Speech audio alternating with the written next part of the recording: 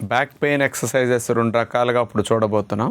ముందుగా స్ట్రైట్గా నుంచున్న తర్వాత 2 కాళ్ళ మధ్యలో 2 అడుగులు దూరం వచ్చే విధంగా కాళ్ళను వెడల్పు చేసి నుంచున్న తర్వాత చేతులు పైకి లేపి ఒక చెయ్యి మీద ఒక చెయ్యి మోక చేతి దగ్గర నుంచి బెండ్ చేసి అట్లా లాక్ చేసుకున్న తర్వాత నడుముని ఎడం వైపుకి అట్లా సైడ్ బెండ్ చేసి హిప్ జాయింట్ దగ్గరే నడుముని అట్లా మనం బెండ్ చేయాలి. అట్లా కుడివైపు నుంచి ఎడం వైపుకి నడుముని తీసుకొచ్చి ఎడమ చేతిని ఎడమ పాదం మీద ఆనిచ్చేసి కుడి చేతిని అట్లా పైకి లేపి స్ట్రెచ్ చేస్తాం. అట్లా స్ట్రెచ్ చేసి తర్వాత చేతులు అట్లాగే లాక్ చేసేసి మళ్ళా కుడివైపుకి వచ్చి కుడి చేతితో కుడి పాదాన్ని పట్టుకుని ఎడం చేతిని పైకి అట్లా చాపేసి కుడివైపు స్ట్రెచ్ చేస్తాం.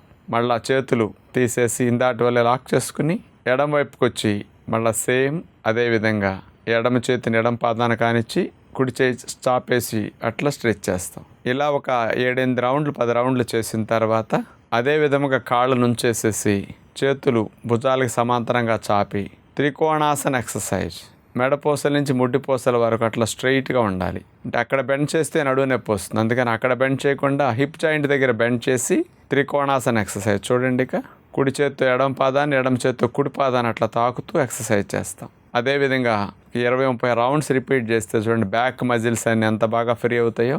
అలవాటు మీద నిదానంగా పెంచుకుంటూ ఎక్కువ సార్లు ఇట్లాగే ప్రయత్నం చేస్తారు.